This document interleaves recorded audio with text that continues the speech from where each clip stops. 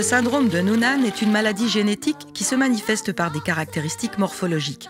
Un écartement plus marqué entre les deux yeux et une inclinaison des yeux en bas et en dehors.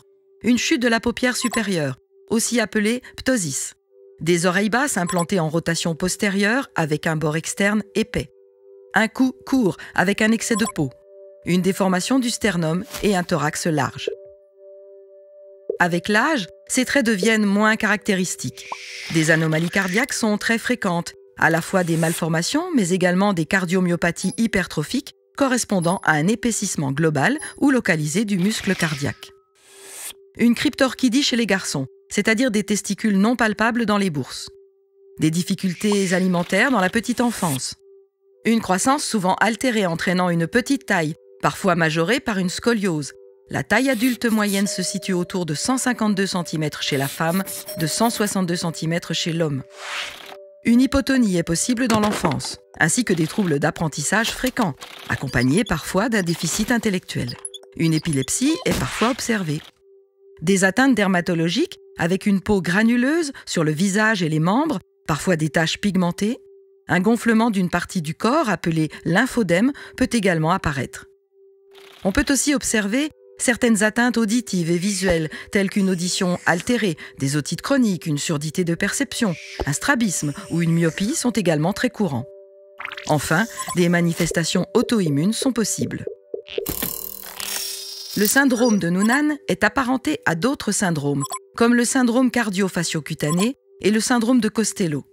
Ces trois syndromes sont réunis sous le terme de rasopathie, à la fois par la ressemblance clinique que présentent les patients atteints de ces différentes pathologies, mais également par le mécanisme cellulaire sous-jacent.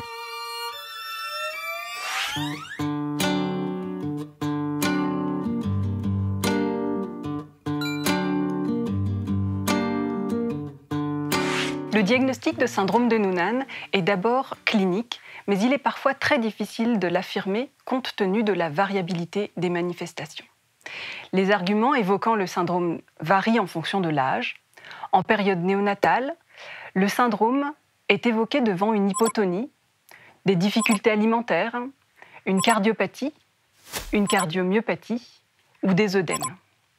De l'enfance à l'âge adulte, devant des caractéristiques morphologiques évocatrices, une petite taille, une cardiopathie ou cardiomyopathie et une cryptorchidie. À l'âge adulte, le diagnostic du syndrome de Noonan peut être révélé par la naissance d'un enfant présentant une forme plus caractéristique. Dans presque 80% des cas, la confirmation est possible par une prise de sang. Elle permet de réaliser un test génétique mettant en évidence la mutation de l'un des gènes connus dans le syndrome. Néanmoins, concernant les 20% restants, aucune mutation n'est identifiée et le diagnostic reste purement clinique. En période anténatale, le syndrome de Noonan se manifeste par une augmentation de la clarté de nuque à cariotype normal, des épanchements pleuraux, des œdèmes, une malformation cardiaque ou un excès de liquide amniotique. Ces anomalies sont toutefois inconstantes et non spécifiques, et le diagnostic est encore assez rarement posé durant une grossesse, à moins que l'un des parents soit porteur de ce syndrome.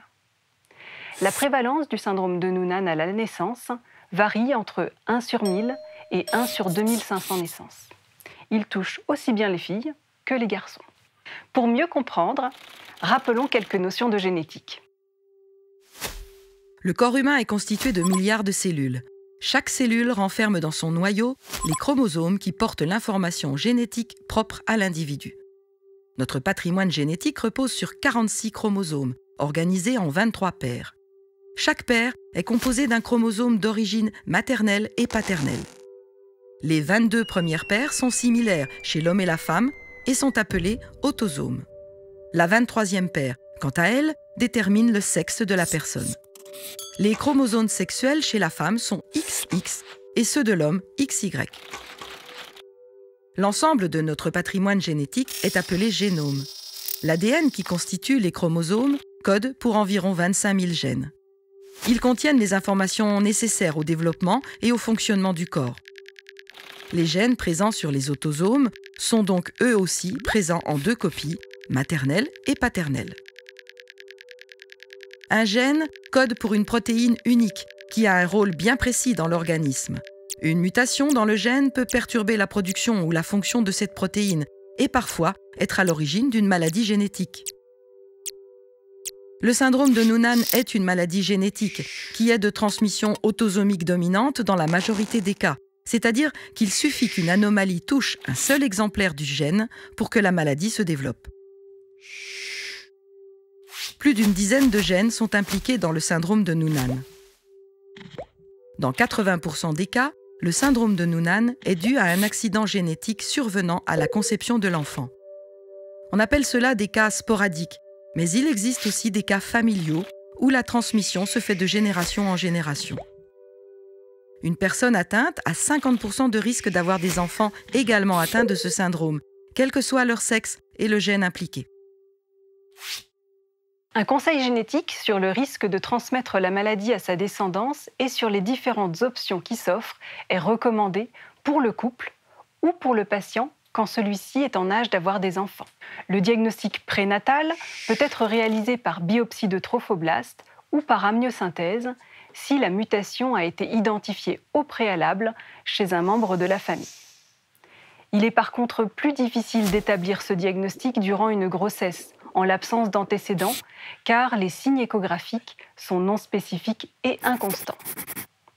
Le diagnostic préimplantatoire est également réalisable lorsqu'une patiente ou un patient atteint de syndrome de Noonan souhaite éviter de transmettre la pathologie à ses enfants. Lorsque les deux parents sont indemnes de la mutation, le risque d'avoir un deuxième enfant atteint est de moins de 1%.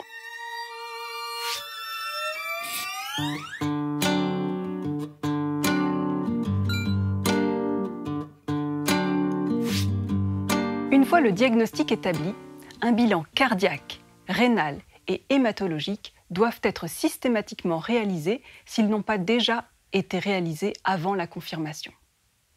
Des bilans complémentaires seront réalisés en fonction de l'âge et des symptômes du patient au moment du diagnostic.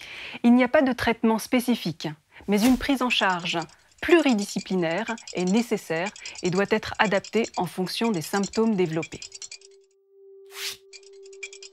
Le syndrome de Noonan nécessite une surveillance particulière. Il nécessite un suivi de la nutrition, reflux gastro-œsophagien, troubles de l'oralité, constipation, et de la croissance staturopondérale chez les nouveau-nés et le jeune enfant. Une évaluation régulière des paramètres de croissance est réalisée jusqu'à la fin de l'adolescence. Une consultation avec un endocrinologue est conseillée. Si le retard de croissance est important, un traitement par hormone de croissance peut être discuté. En cas de retard pubertaire, retard de la pilosité, retard de développement des seins chez la fille, un traitement hormonal peut être envisagé. Le syndrome de Noonan nécessite un suivi cardiaque. En l'absence d'anomalies connues, un suivi échographique régulier est recommandé en raison du risque de développer une cardiomyopathie.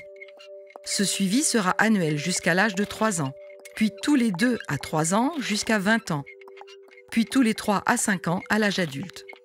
Il nécessite aussi le dépistage d'éventuelles difficultés cognitives et l'organisation de la prise en charge éducative.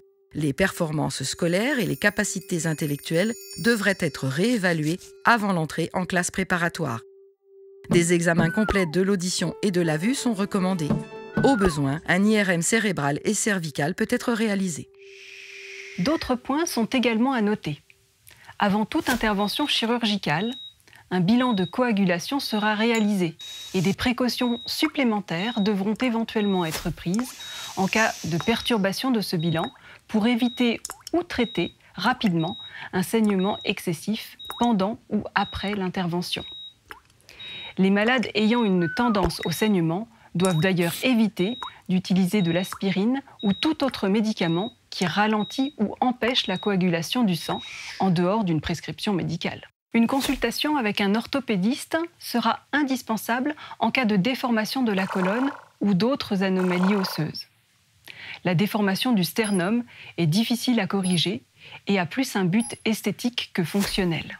Toutes les recommandations pour le suivi médical sont reprises dans le protocole national de diagnostic et de soins, le PNDS, disponible sur le site de la Haute Autorité de Santé. Afin d'améliorer la coordination des soins, notamment en situation d'urgence, une carte d'urgence est disponible sur le syndrome de Noonan. Elle est accessible auprès des centres experts anomalies du développement.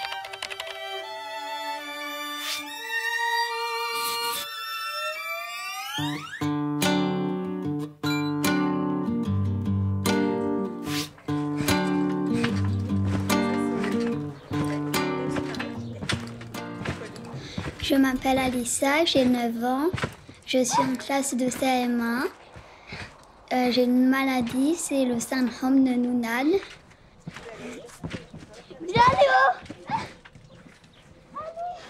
J'ai eu une opération du ventre et du palais. Papa! Et ça s'est bien passé. Il est indispensable de suivre le développement psychomoteur des jeunes enfants. De dépister une éventuelle surdité. Elle est bonne ta poire, Léo. C'est pas trop froid? Oui. Ça goûte? Et d'orienter le plus rapidement possible les enfants présentant des difficultés vers une structure de rééducation telle que le Centre d'action médico-sociale précoce, CAMS, ou le service d'éducation spécialisée et de soins à domicile, CESAD. Un 6e. Voilà.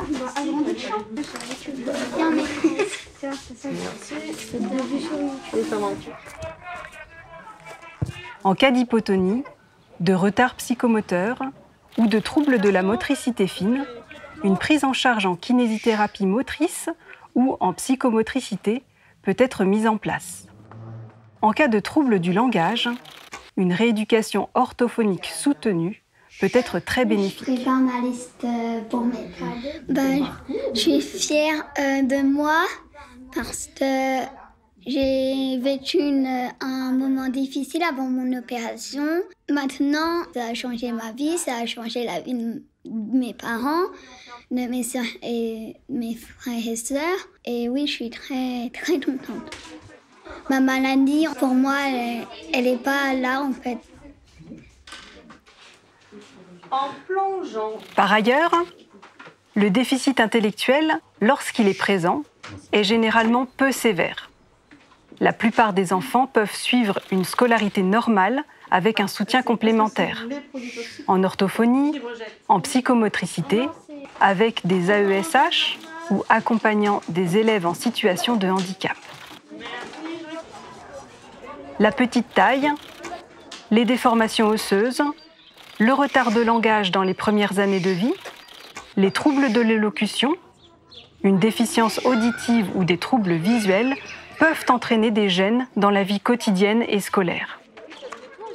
La présence d'une anomalie cardiaque et la tendance au saignement peut limiter la pratique de certaines activités sportives. Bah, la maîtresse, elle a dit ça va, franchement. Ah bah si, j'ai eu des photos. Oui, mais Une fatigabilité ou encore des douleurs sont également rapportées par les patients, même en l'absence de malformation. donc tu vois, c'était pas de bol. Je m'appelle Marion, j'ai 19 ans et je suis en première année de BTS économie sociale et familiale. J'ai été diagnostiquée à l'âge de 12 ans. J'ai eu 3 ans de traitement et aujourd'hui, j'en ai plus aucun. Et je peux dire que j'ai une vie absolument normale. Ça veut dire que derrière, on augmente le ventre. Dans la majorité des cas, les enfants atteints de syndrome de Noonan ont un développement normal et ne présentent pas de problème d'intégration socio-professionnelle à l'âge adulte. Ce qui m'intéresse, c'est vraiment d'avoir le tableau des deux offres, donc les deux fournisseurs, et qu'on voit après effectivement. Ça monte. Oui. Ouais. Quand il y aura une variation là, tu prends vite le numéro que ça a. Ok. Mais t'es good. Et ta pipette, tu la mets bien verticale. Je te dis. Non, mais ça redescend. Non, et t'inquiète, vas-y. En cas de handicap avéré, une orientation vers un établissement scolaire spécialisé, puis vers un emploi protégé, pourra être privilégiée. Le syndrome de Noonan n'empêche pas les personnes atteintes d'avoir des relations amoureuses et de fonder une famille, bien que la fertilité masculine pourrait être inférieure à celle de la population générale. Allez, allez. syndrome de Noonan ne fait pas partie des affections à longue durée, ALD, bénéficiant automatiquement de la prise en charge à 100% des frais médicaux par la sécurité sociale. Une demande peut néanmoins être réalisée auprès du médecin traitant. Des assistantes sociales de proximité, de l'hôpital et des structures médico-sociales peuvent aider les familles dans les démarches d'accès aux soins. Il existe une association des personnes concernées par le syndrome de Noonan. L'association porte la voix des familles et les accompagne dans leur parcours.